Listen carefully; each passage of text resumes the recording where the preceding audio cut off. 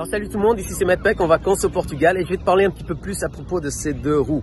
Et j'ai déjà couvert ça sur mon channel, alors si tu veux savoir de plus, tu peux aller là-bas et savoir, mais en anglais.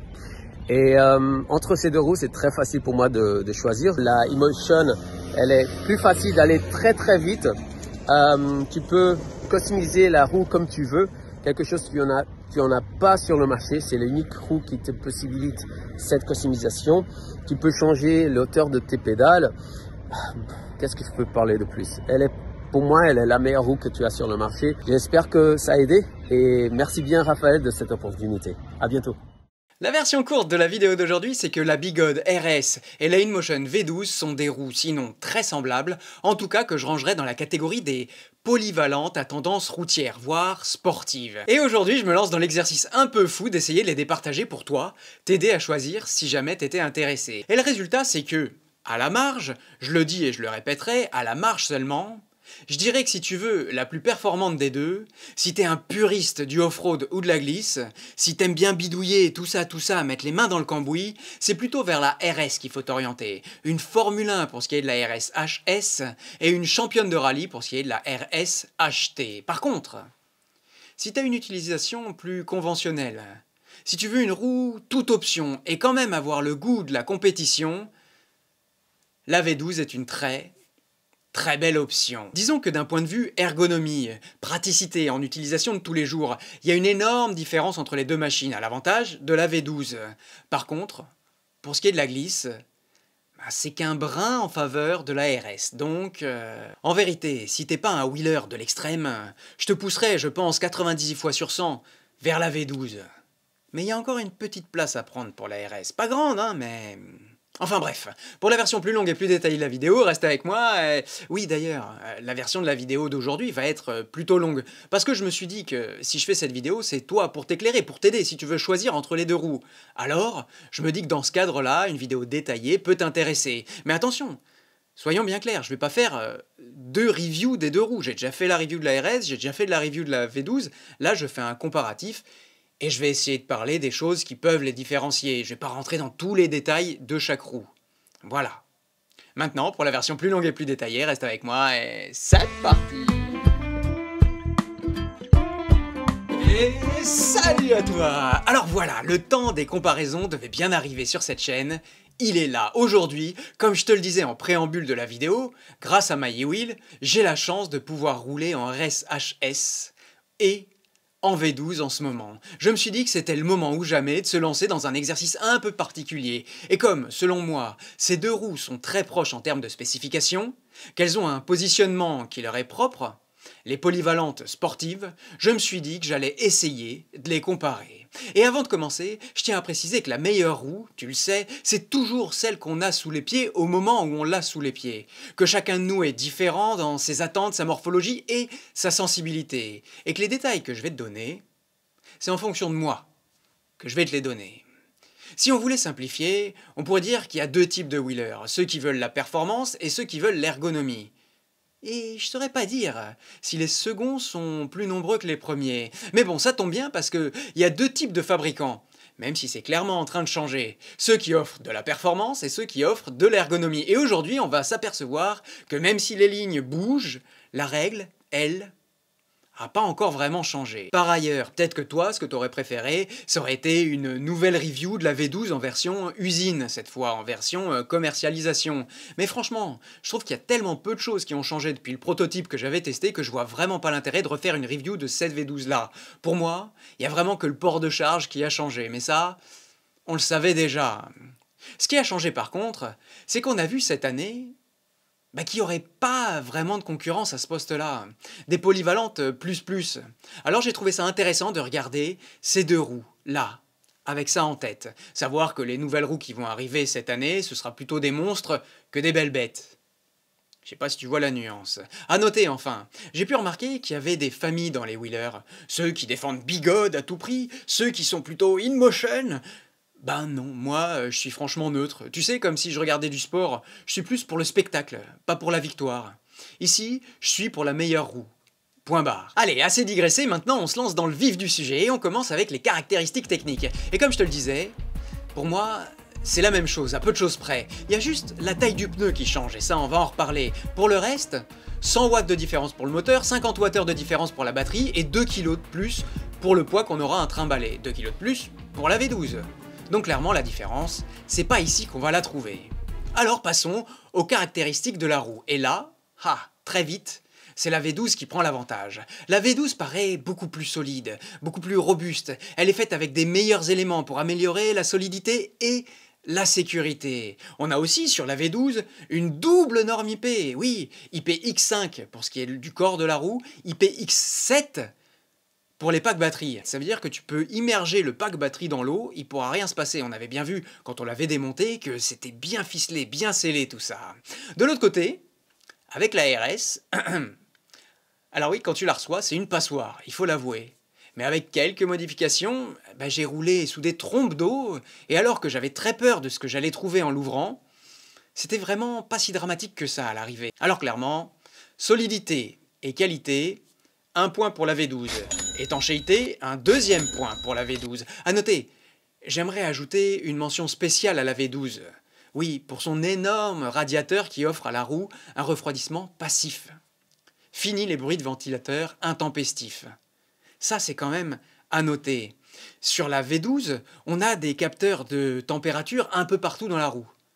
Sur la RS, faut toucher, et si c'est chaud, ça veut dire que peut-être faut ralentir la cadence. Non, je caricature évidemment, mais on y est presque, il y a peu de choses près. Si tu as envie de toucher, d'être... Je te raconte une anecdote. Un jour, je travaillais dans un hôtel de luxe et j'étais voiturier. Et il y a une Lamborghini qui arrive, et puis il y a Vincent Lagaffe, je ne sais pas si tu es de la génération de Vincent Lagaffe qui passe sur le trottoir, et c'est un adepte des belles voitures, de mécanique en tout cas. Et là il vient, il met sa main, ça m'avait marqué, sur le pot d'échappement de la Lamborghini, enfin devant, et il sent sa main. Voilà, bon. Alors d'un côté, tu as une roue un peu aseptisée, la V12, et de l'autre côté, t'as ça. T'as le mec qui va mettre la main, le passionné, le mec qui veut sentir ça de plus près. Bon, en tout cas, refroidissement, +1 pour la V12. Oui, et quand je dis aseptisé, attention, c'est pas du tout péjoratif. C'est juste que c'est une roue bien finie. C'est un peu comme Apple. Les gens adorent les produits Apple. C'est une roue qui se veut finie, machin, mais par contre, tu peux plus y toucher. Je me souviens... Après, j'arrête avec les digressions, mais j'avais acheté, il y a très longtemps, un ordinateur Dell. J'avais d'habitude, tu sais, les ordinateurs faits à mon galet, puis un jour j'achète un ordinateur Dell. Je veux l'ouvrir pour mettre un disque dur supplémentaire, et là... je pouvais pas, quoi. On est un peu dans cette différence-là. Voilà. Par contre, cette solidité, elle se paye le prix de la difficulté à la démonter. Des petites, des moyennes, des grosses vis, il y en a pour tous les goûts. Mais pour changer un pneu, ou simplement vérifier que tout va bien, il faut se lever plus tôt. Ou alors aller en magasin. Facilité de dépannage et d'entretien, +1 pour la RS. Je ne sais plus de quel côté et qui. Pour ce qui est de la charge, alors là ça se complique. Disons que évidemment j'aurais envie de donner l'avantage à la RS pour ces 2 ports de charge. Mais on voit aussi de plus en plus que gaver les batteries à grands coups d'ampères, c'est pas complètement recommandé. Mais c'est bien pratique, parfois, en randonnée, pour pas finir à pied. Mais avec un chargeur rapide, on peut avoir pas tellement besoin de plus qu'un port de charge au final. Donc, d'ailleurs, au sujet du port de charge, pour moi, celui de la V12, il est bien. Il a une protection contre les étincelles quand il n'est pas connecté. Il est bien caché à l'arrière pour le protéger de l'humidité, mais quand la roue est sur sa béquille, il est franchement un peu pénible à trouver. Il faut venir en dessous, là. Ouvrir le petit clapet, et tu vois où il est le port de charge? Et moi, mon angle de vision, il est là. Donc je le vois pas. Il faut que je me baisse, que je me mette accroupi. Voilà. Pour une roue très ergonomique, ça, je trouve que ça ne l'est pas. Pour la charge, égalité. Pas de points attribués. Ensuite, on passe aux 2 écrans. Je rentre pas trop dans les détails, clairement, l'écran de la RS, il a été posé là, comme ça, on sait pas trop ni comment ni pourquoi. Et sans, encore une fois, quelques modifications, il est tout pourri, là où celui de la V12, il est clair, interactif, bien placé et précis. Écran, 1 point pour la V12. Pour l'éclairage avant maintenant, la V12 est devant, avec son capteur de luminosité, ses 3 intensités. Par contre, moi qui étais un fervent défenseur justement du capteur de luminosité, il m'est arrivé que celui de la V12 se fasse un peu leurrer, et j'ai fini carrément par l'enlever. Mais bon, quand même, ça reste à vérifier. Pour le phare avant, c'est la V12 qui prend le point. Par contre, gros point noir sur la V12, c'est son phare arrière, qui n'existe pas pour ainsi dire. On a les mêmes LED qu'à l'avant. À l'avant, elles sont blanches, à l'arrière, elles sont rouges, mais à l'avant, elles sont doublées par un vrai phare, alors qu'à l'arrière, non. Mais bon, si on veut commencer à trafiquer, une petite lampe rouge et le tour est joué. Voilà, phare arrière, le point va pour la RS. Maintenant, on passe à la catégorie praticité. Bon, le trolley de la RS, tout le monde le connaît. Il est très mal placé, très difficile à manipuler, même si on s'y fait, on a toujours une goutte de sueur qui vient perler au moment de rentrer dans une boutique bondée. Le défaut de celui de la VO12, bah, c'est qu'il a qu'une seule tige. Tu vois, le fait que ce soit une seule poignée, bon, à la fois, voilà, on va pas faire des courses. Pour les prochains Electric Games, il faudrait faire une course au trolley. Voilà, donc pour se balader, ça va très bien. C'est juste que voilà, on est moins habitué d'habitude avec les doubles manches, les doubles tiges, ben, on a plus d'effet de levier quand on doit tourner. Là, bon, tu vois, à l'arrêt, doucement, mais bon, franchement, hop, ça va. Mais quand même, c'est bien à la V12 que doit aller le point du trolley. Auquel on ajoute le point pour la béquille. La béquille, vraiment, c'est le truc génial qui manque sur toutes les roues qui en ont pas. Plus besoin de chercher un mur comme un débile à chaque fois qu'on veut poser sa roue à un endroit. Oui, on dirait pas comme ça, mais vraiment à l'usage... Là où pour moi la RS reprend un point, c'est en personnalisation. Encore une fois, InMotion a bien pensé sa roue, mais c'est difficile de la modifier. La coque laisse peu de place pour un ajustement des powerpads aussi précis qu'on voudrait. Et puis, depuis le temps que la série des M Super existe, il y a tout un tas d'accessoires qu'on peut venir y poser. Personnalisation, un point pour la RS. Et puis le poids. Bon, on a 2 kg de plus pour la V12. Alors oui, 2 kg de plus à 29 kg, ça joue plus qu'à 15. Mais bon, on arrive quand même à la porter si on doit la lever sur une courte durée. Alors, pas de point attribué. Voilà, donc clairement pour les caractéristiques et la praticité, bah, le combat est vraiment pas équilibré. La RS s'en sortira à grand renfort de bricolage et d'ajustement, mais sinon, on peut dire que la V12 est loin devant. La robustesse, l'étanchéité, la béquille, l'écran, le trolley, bon. Mais comme je te disais, si tu veux mettre des powerpads ou charger à double force, mettre les mains dans le cambouis, avec la V12, t'es un peu limité.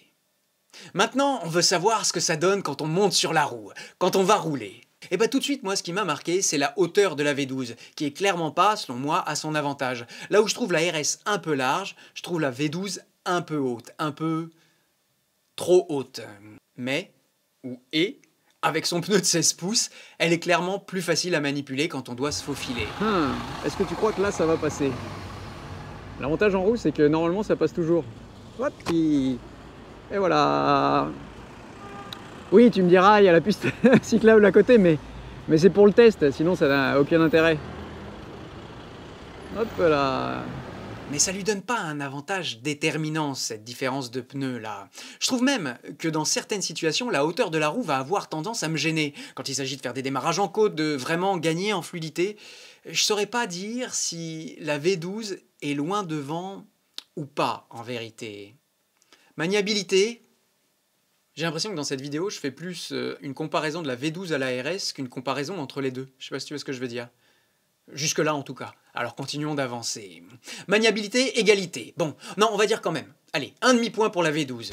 Je sais pas, j'arrive pas à départager sur ce point-là. Et si t'es plus grand que moi, on va dire que la hauteur te gênera pas. Non, je suis pas du tout d'accord avec toi. Point de vue maniabilité, il n'y a pas photo. La V12 est loin devant. Alors d'accord, c'est pas déterminant, mais c'est quand même assez flagrant. Et je pense que le point entier doit lui être attribué. Ensuite, je dirais que l'algorithme de la RS est meilleur, ça, clairement. Plus simple et mieux géré. On a 3 modes sur la RS, souple, médium et dur. En mode dur, les pédales bougent pas, et ça me plaît. Sur la V12, il faut choisir si tu roules en off-road ou en ville. Ensuite, il faut ajuster la sensibilité des pédales de 0 à 100. À 0, ça tangue, vraiment. À 100, c'est plus dur, clairement. Mais bon, c'est pas très convaincant. Attention, on se rappelle que je parle de tout ça à la marge.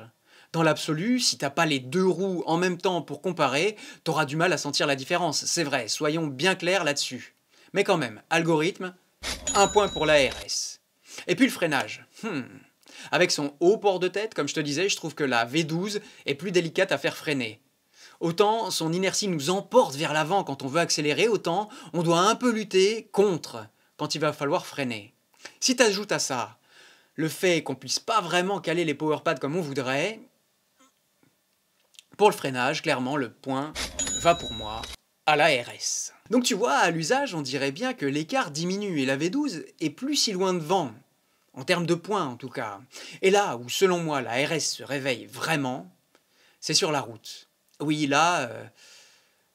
Bah oui, là, c'est un peu, tu sais, comme en VTT, on râle quand on est dans la montée, et puis, waouh, en descente, on a envie de tout oublier. Et ben là, le calme, la glisse, la tendresse de cette RS me fait chavirer. À chaque fois. C'est fou ça, mais vraiment. Encore une fois, je sais pas. Mais pour moi, la glisse Gotway, c'est pas juste un mythe qu'on met sur le papier. Et attention, je parle de la RS HS que j'ai là. Parce que c'est un autre problème avec Bigod, bah, c'est qu'on sait jamais vraiment sur quoi on va tomber. Tu peux avoir une RS achetée qui va se mettre à siffler, qui va gratter. Mais la RS HS que j'ai là, alors que ça fait longtemps que je roule avec, vraiment, parfois je m'arrête et je me dis waouh. Oui, mais il faut dire un mot quand même sur la consommation et sur la gestion de la batterie. Oui, parce que même si sur le papier c'est à peu près équivalent, dans la réalité, avec la V12 tu pourras frôler les 100 km, alors qu'avec la RS, à 80 max, tu seras capé. C'est drôle, hein, parce qu'en roulant, 1000 fois, je te dirais, bah, c'est la RS ma préférée. Mais c'est vrai que si on les met là, comme ça, brutalement, à côté, bah elle perd de sa superbe, c'est vrai. Et oui, parce que la V12 a pas dit son dernier mot, et les options vont continuer de s'accumuler. Par exemple, les pédales de la V12 peuvent s'ajuster en hauteur, en 3 positions. Bon, ça, sur le papier, c'est très chouette. En vérité, la position basse, pour moi, j'ai pas aimé. Mais quand on monte, on gagne vachement en plaisir, en stabilité et en maniabilité. Mais on se retrouve un peu haut perché. Et moi, cette hauteur-là, ce haut centre de gravité, bah ça me coupe un peu dans mon unité avec la roue, tu vois, dans mon prolongement dont j'ai l'habitude de parler. Bref, je dirais que sur la route, mon choix de cœur serait la RS, à n'en pas douter. Mais j'aurais du mal à le justifier. C'est fou ça, hein? Plus de contrôle, un centre de gravité plus bas, ça doit jouer beaucoup sur mon choix tout ça. Et quand je roule avec la RS, je me dis, mais non, c'est vraiment elle ma préférée. Et quand je vois tout le monde encenser la V12, je me dis, mais attends, la RS, elle a encore une belle carte à jouer. Mais c'est vrai, je te l'ai déjà dit, hein. Quand on commence à réfléchir, il faut se rendre à l'évidence. Et l'évidence, c'est que Bigod va devoir beaucoup travailler sur ses roues. Oui, pour revenir ou rester dans le cœur des passionnés. Bientôt, ça suffira pas... la glisse Gotway qu'on n'arrive pas à définir. Et à la fin, si on regarde le score tel qu'il est, là, on se dit, mais attends, il y a un problème. Oui, le problème, c'est que je t'ai pas parlé des enceintes Bluetooth, du garde-boue, de la position assise, tout ça qui fait qu'au bout du bout, bah la RS, elle fait complètement dépasser et elle peut aller se rhabiller. En vrai, elle fait modèle de l'année passée. Enfin voilà. Tu vois, pour moi, la différence entre une RS HS et une V12, c'est un peu une différence de passionné. Mais très peu poussé par la raison, en vérité. Avec la raison, je te l'ai dit, je vais le répéter, on va vers la V12. 1000 fois, comme je te disais. Mais moi, si je devais en garder une seule... Moi, en vérité, ma position, elle est délicate, les roues, on me les prête. Donc, mais tu vois, si aujourd'hui, je devais choisir de renvoyer soit la RS, soit la V12...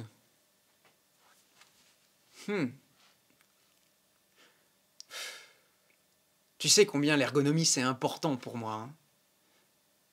En vrai, c'est sûr que je renverrai la RS parce que je vais rouler un peu plus avec la V12 pour pouvoir peut-être t'en reparler si tu me poses des questions, pouvoir répondre de façon un peu plus approfondie. Oui, parce qu'en effet, il y a une chose que moi je voudrais vérifier, c'est la fiabilité de cette V12-là, mais sur la durée.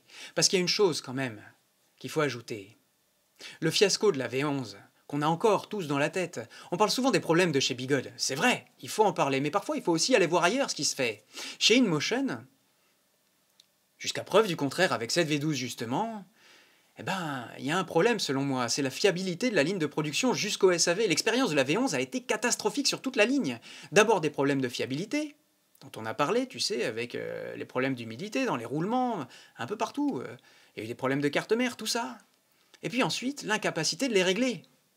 Il y a encore beaucoup de boutiques qui attendent que InMotion prenne le SAV en compte.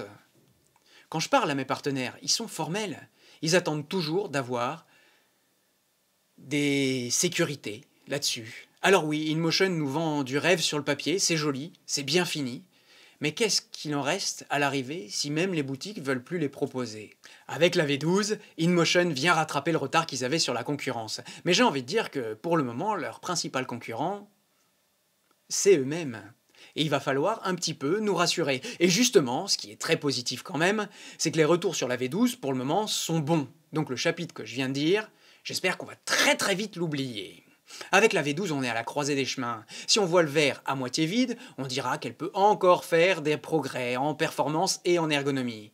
Si on veut voir le verre, qui est clairement, en fait, bien plus qu'à moitié plein, on verra une roue hyper équilibrée qui offre à la fois performance et ergonomie, performance et sécurité, plaisir et maniabilité. Je dois dire que quand j'ai préparé, même quand j'ai tourné cette vidéo, je pensais que la RS avait quand même quelques cartes à jouer, mais à la fin, force est de constater que, encore une fois, à part les hardcore wheelers à qui la RS peut encore se destiner, il faut bien avouer que c'est la V12 que j'aurais tendance à proposer. Je l'ai dit, je l'ai répété. Et c'est bien son haut centre de gravité qui reste et qui m'ennuie seulement à l'arrivée. Chose qui finit sûrement par disparaître une fois que la bestiole est apprivoisée. Bref, en vérité, je pensais vraiment pas que le combat serait aussi déséquilibré que ça. Mais en fait, tout ce que peut faire la RS, la V12 est capable de rivaliser, ou presque. Mais l'inverse est pas vrai. Voilà, maintenant cette vidéo est terminée. Si t'es arrivé jusque-là, merci beaucoup à toi. Si ce format te plaît, n'hésite pas à me proposer d'autres comparatifs en commentaire et j'essaierai de les traiter. Sinon, tu sais ce que tu peux faire. Tu peux liker et partager la vidéo pour la faire exister sur les réseaux et surtout, ça prend 2 secondes et moi ça peut beaucoup m'aider. Tu peux penser à t'abonner si ce que je fais te plaît. Allez.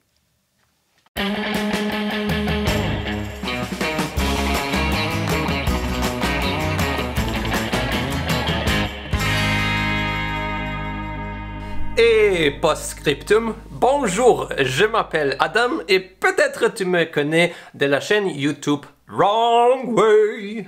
Oh, je suis très nerveux, je ne parle pas français beaucoup et excusez-moi pour les erreurs parce que ce n'est pas ma première langue. Alors, le magnifique Raphaël Bonheur-sur-Scène m'a posé la question si laquelle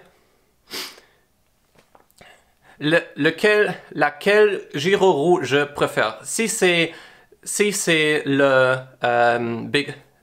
le Bigod RS 19 ou si c'est le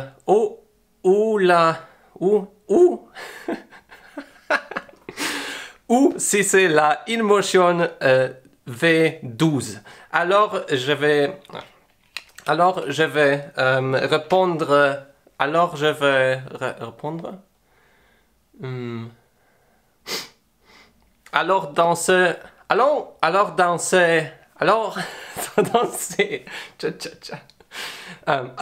ces post-scriptum, je vais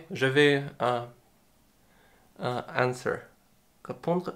Alors dans ce post-scriptum, je vais répondre à ces questions. Et il y a quelques raisons pourquoi je préfère le InMotion over.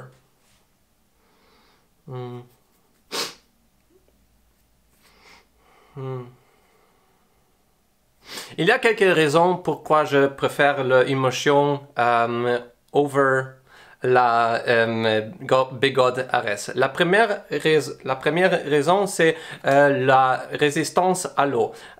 InMotion a un rating de IPX5 et IPX7 pour la gyroroue et la seconde pour les batteries.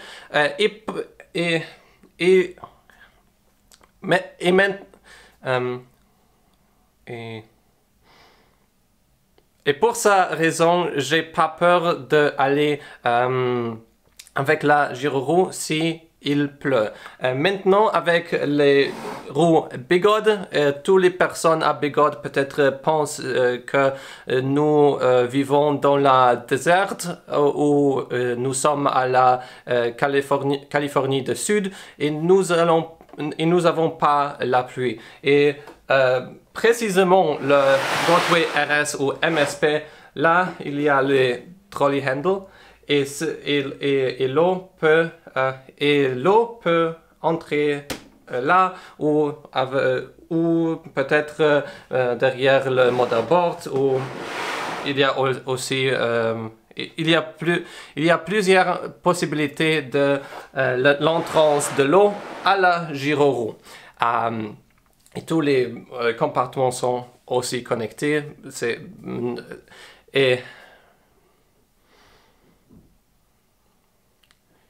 Qui est aussi dangereux. La seconde raison, c'est la sécurité et qualité. Les gyroroues de InMotion ont une qualité. Les gyroroues de InMotion sont plus advanced et ils sont plus. I'll cut it here. Les gyroroues de InMotion sont plus technologiques et les Bigod ont l'air d'être créés dans la garage. Ça ne dit pas que la performance c'est meilleur dans le InMotion ou le Bigod, mais avec la sécurité de la batterie et la porte de charger, c'est meilleur d'avoir une InMotion. Il est plus facile, je pense que c'est plus facile de changer quelque chose dans le Godway parce que c'est très simple, mais whatever, no, don't say that. La troisième raison pourquoi je préfère le V12 over le Godway RS19, c'est les pédales et l'auteur des pédales et aussi le pédale dipping. Alors, le InMotion et les pédales presque 5 cm ou 4 cm plus haut que le RS et pour sa raison c'est meilleur en off-road et tu peux faire les virages plus intensivement et meilleur. J'ai aussi pas j'ai pas si peur d'aller en off-road et toucher quelque chose avec ma pédale. Le pédale dipping, c'est que les pédales vont un peu down, dessous, si tu prends un virage et c'est pas en feeling et c'est pas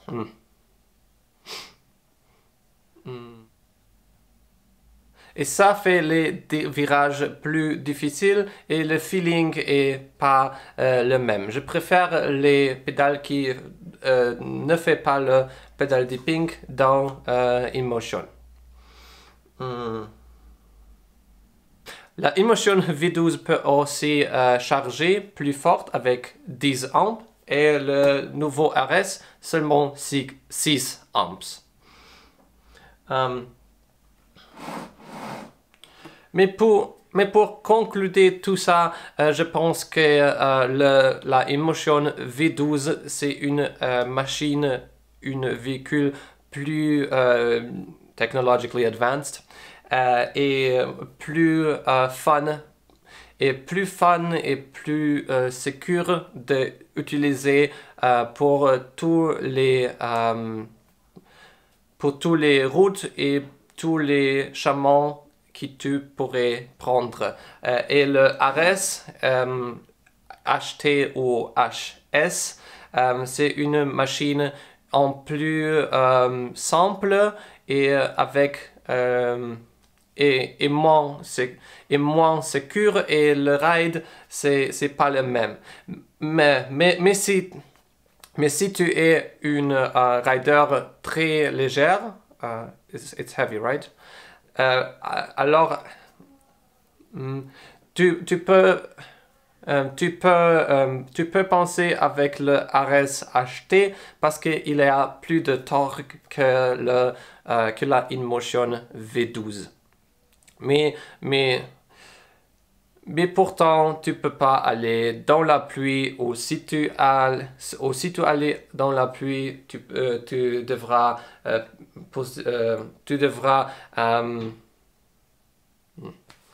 you have to put something over the wheel or seal it from the inside to make it work. Alors, merci pour la possibilité d'être dans le post-scriptum et au revoir. Bonne soirée. Bonne semaine. Ciao. Salut.